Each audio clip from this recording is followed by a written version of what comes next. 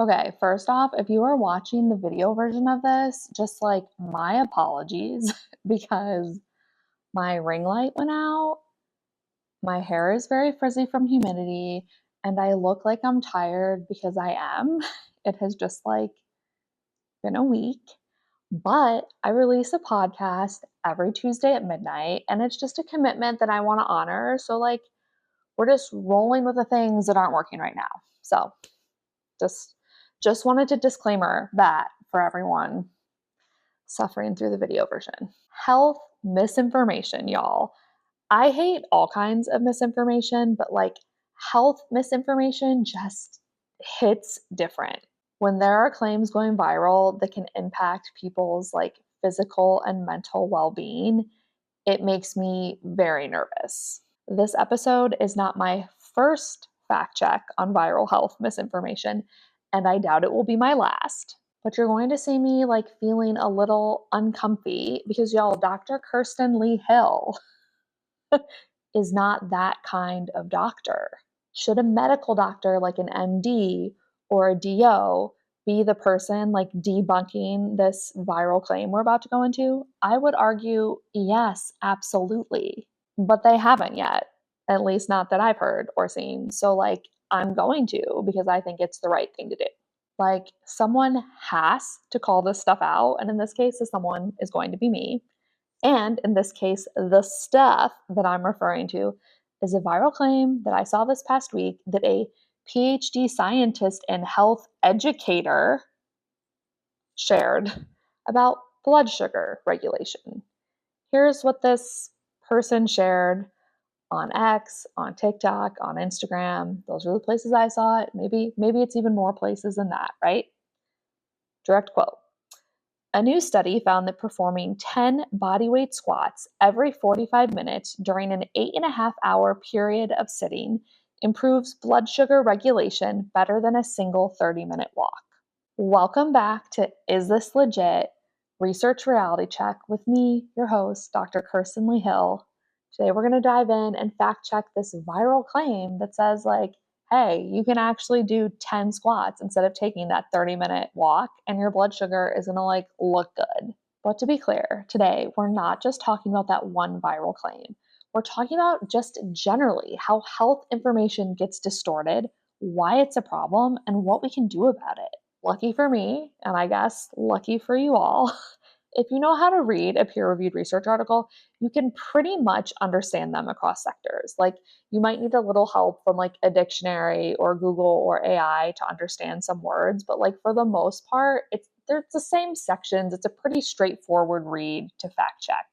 And in this case, I do want to shout out the authors because this was like a tightly written, concise, not overly like jargon, big words type of medical research article. Like, I found it pretty easy to follow and dig into, and that is not always the case with medical research. And like, I really appreciated that.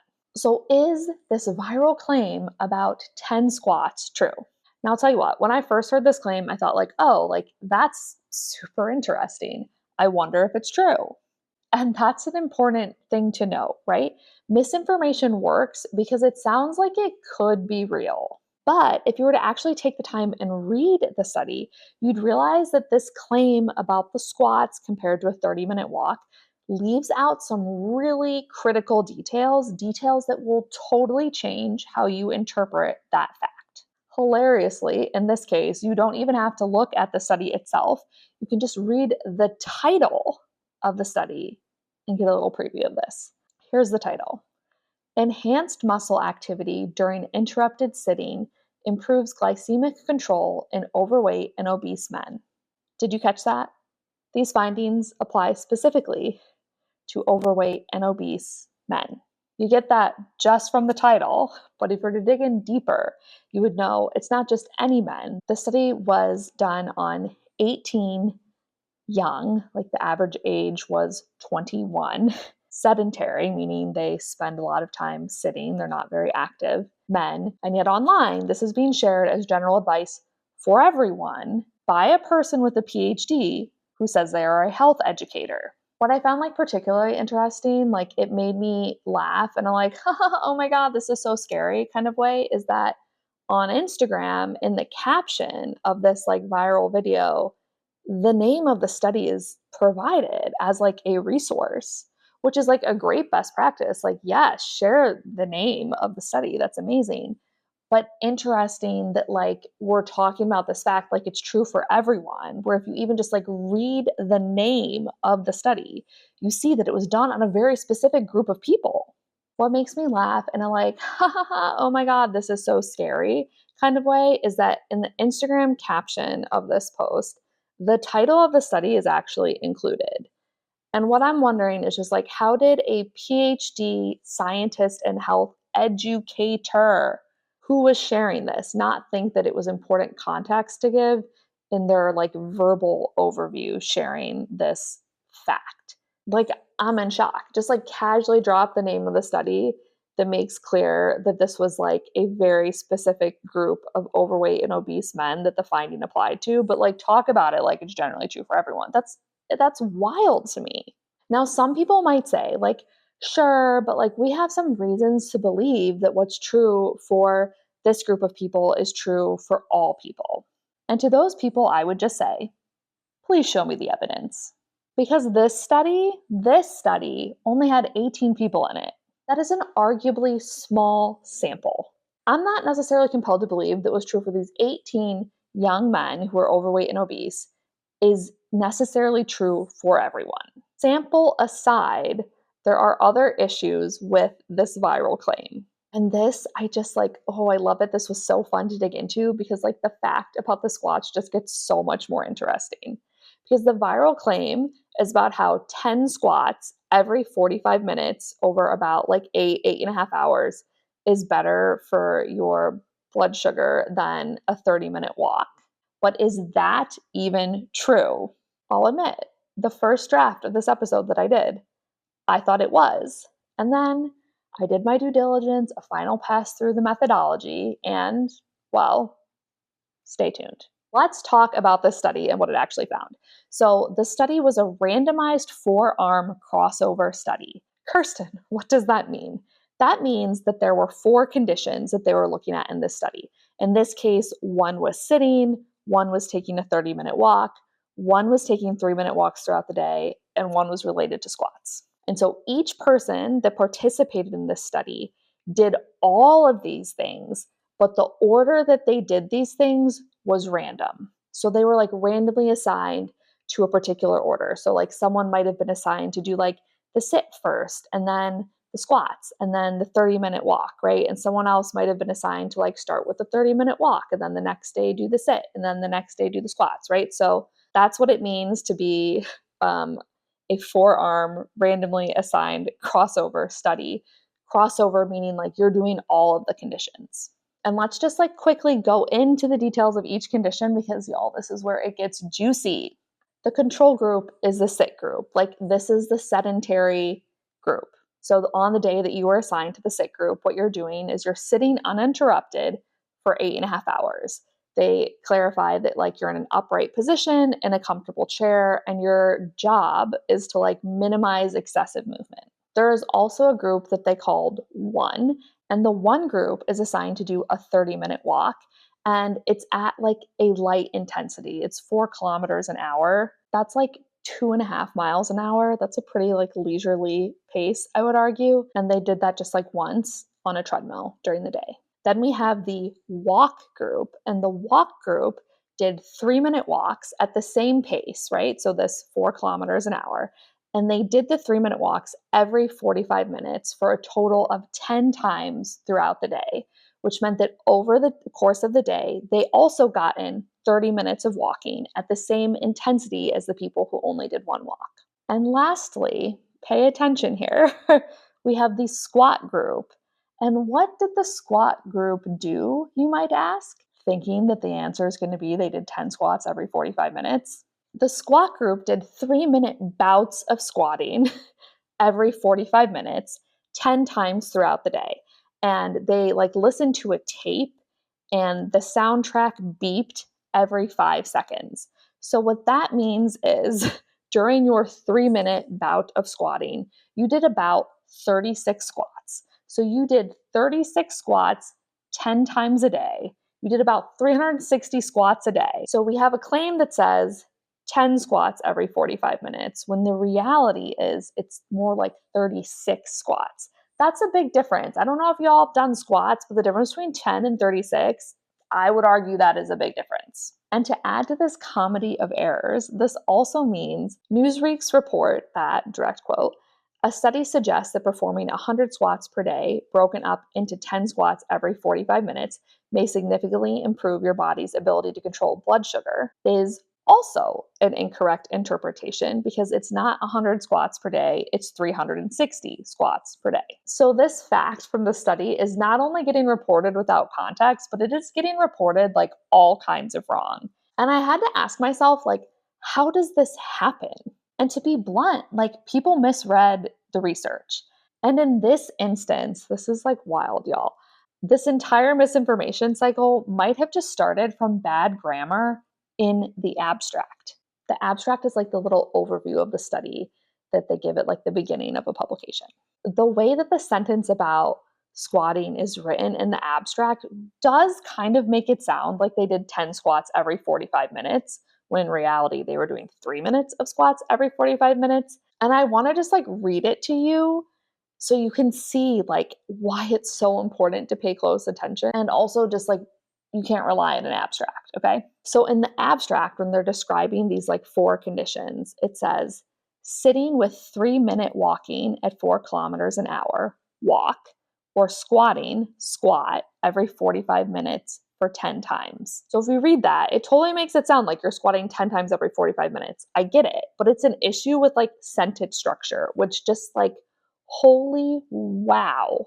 That like wild how important it is that like you can't just skim the abstract, like you got to go into the methods, because this is just worded in a way where grammatically I could see it going either way, right? But if we broke it down, drop out like the speed and parentheticals, it says 3-minute walking or squatting every 45 minutes for 10 times. Still not a super grammatically sound sentence, but like you're kind of getting the picture now, right? Like what they are saying is that 10 times a day, you are either doing 3 minutes of walking or 3 minutes of squatting.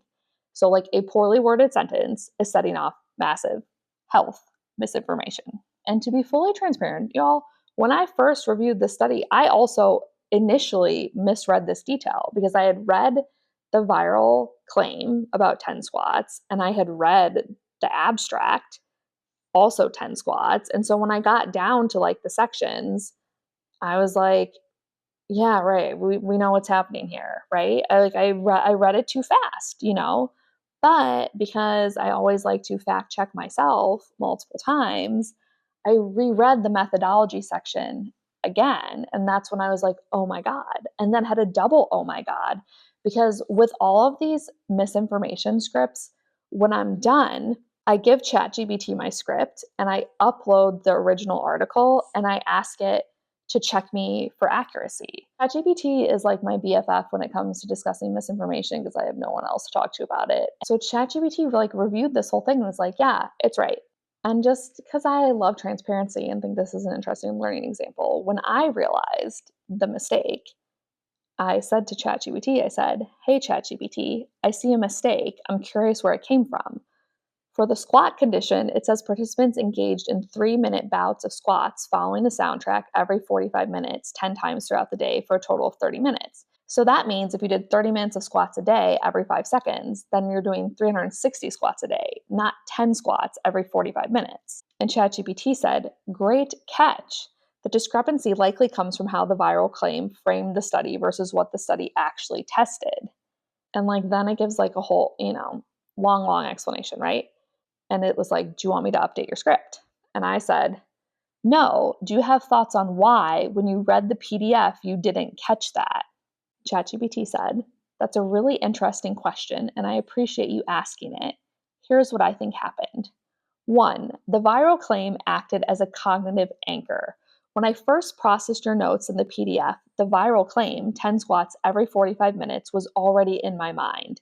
This might have made me less critical of the squat condition details because my brain had already been primed with a simple concrete number. Since the study's actual squat condition was complex, 1 squat every 5 seconds for 3 minutes, 10 times per day, The viral claim's oversimplified version felt close enough on an initial read, even though it was actually wrong. 2, the study's wording required extra mental math. The study didn't directly state how many total squats participants performed. Instead, it described the protocol in pieces: 1 squat every 5 seconds, for 3 minutes per bout, 10 bouts per day. To get to 360 squats per day, you have to convert minutes into seconds. 3 minutes equals 180 seconds. Divide by 5 because 1 squat happens every 5 seconds. Multiply by 10 sessions per day. Because the study never directly spelled out participants did 360 squats per day, the mistake was easier to overlook. 3, focus bias, prioritizing the bigger picture over small details. I was focused on understanding the study's overall methodology and results, making sure things like the sample, methodology, and statistical findings were accurate. The specific number of squats was a detail that seemed to align with what I had already absorbed for the viral claim, so I didn't double check the math on that part as rigorously. Then it told me how I was going to avoid doing this in the future. Bless how sweet my ChatGPT is, and asked if the explanation makes sense to me. And I said, oh my gosh, it's like AI is susceptible to viral claims too. And I say this because I think the way that ChatGPT thought through this, one, could be similar to how people process information and think through things. And 2, just to point out that even AI can get things like this wrong. You absolutely have to do your own due diligence and fact check when you come across information. Period, end of sentence. So to get back to the study and just be super clear, what the researchers are comparing is sitting all day, walking for 30 minutes, and 3 minutes of activity every 45 minutes, one of those activities being walking and another one being squats. And here's what they found, direct quote from the study itself. A single bout of walking improved glycemic control, while short, frequent walking and squatting interruptions resulted in a more pronounced reduction of postprandial glycemic response. Let's break that down because, y'all, I didn't exactly know what that meant. Glycemic control is overall blood sugar regulation throughout the day, and postprandial glycemic response, it refers to how your blood sugar responds after eating. So what they're saying that they found is that the 30-minute walk helped regulate your blood sugar throughout the day.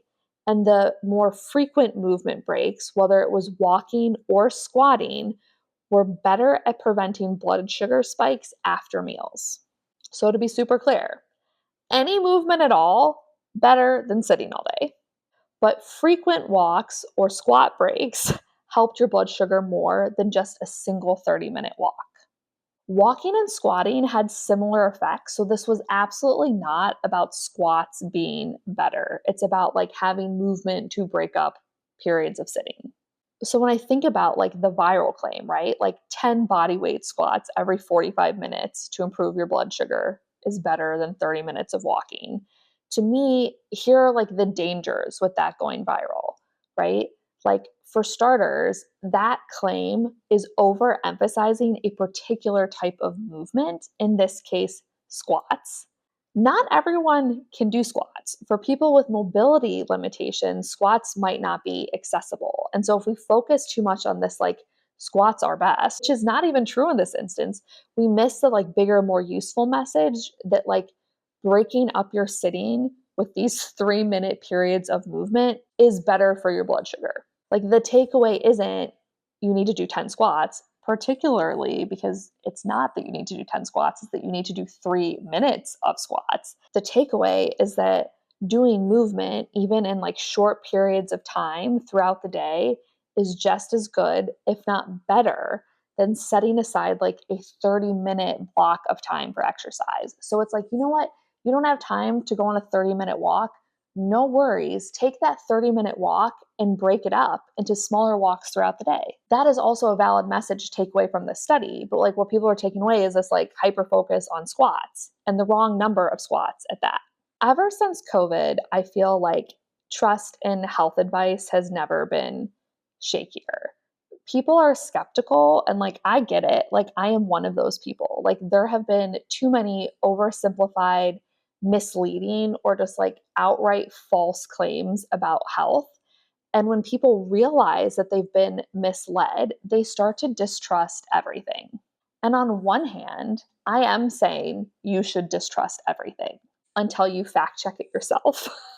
And on the other hand, this raises an important point about how responsible communication about research and being responsible in how you share research matters so much. When you remove things like how many people were studied or what characteristics the people were studied have in common to make something sound more universal, and then people later find out that it's like a very tiny or like a very specific group of people that the research was done on, that erodes trust. Like, if the research is legit and you think there's reasons to believe it applies to everyone, why not just be more transparent about all of this upfront? The characteristics of the people in the study do really matter. So, like representation in research, it's about making sure that people are able to see themselves in the research and have some sense of like, oh, well, it worked for like other women my age, maybe it could work for me too. Maybe this is relevant for me too. I have a number of medical conditions. I think about like migraine medicine. If I find out that this new migraine medicine everyone wants me to try has only been tested on 20-year-olds, I'm like pushing 40 at this point. Like I'm not too keen to try it because I'm nervous about it being different based on age. Same if I had found out it had only been tested in men, right? Like I just think that representation in research is really important. And we could find out that like for a lot of things, age doesn't matter, gender doesn't matter. We could find out that it's like it's genetics that matter or lifestyle factors that matter. But the thing is, we don't know what we don't know. So instead of being like, oh, safe to assume that because it worked with these like young men, it'll work for me, a not that young woman, like I'm not there. I'm not trusting that. I don't see why I should trust that. And like in this case, like, do I think it would be bad for you to do 3 minutes of squats or walking throughout your day? No, like I'm not a doctor, put that claim all over this. Like, don't take medical advice from me. I don't think that's going to harm anybody. But at the same time, like, if you do that thinking that's going to solve your blood sugar problem, like that maybe could be dangerous because perhaps for you, based on your unique characteristics and lifestyles and experience, you need to be doing more or something different. Like I said, this is not just about this one post. Things like this happen all the time in health reporting. So here is my challenge to you. Next time you see a viral health claim, don't just take it at face value. Look at the study, look at the methodology, how are they collecting data, look at who they collected data on, and ask yourself, like, am I getting the whole picture or is this just a catchy soundbite? Because if misinformation can fool AI reading a peer-reviewed study, imagine how easily it can spread amongst people who don't even read the study at all. This has been Is This Legit with me, Dr. Kirsten Lee Hill. Remember, question everything, especially the science that makes it to your screens.